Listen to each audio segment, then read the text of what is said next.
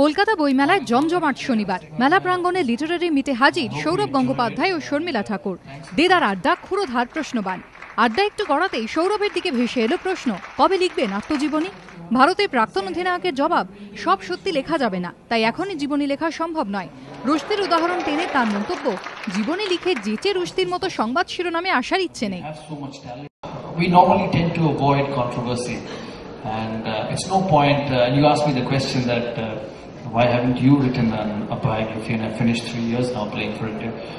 It's just that I felt it's no point in writing if I can't write everything. And sometimes you're forced not to write everything because I don't want a front page photograph like it was this morning on Salman Rushdie, that he's not allowed to enter the book festival. And so I normally tend to keep away from it. বাংলার ক্রীড়াদূত হচ্ছেন না কেন?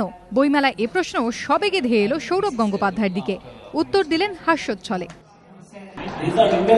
You have to make a request to Didi, not me.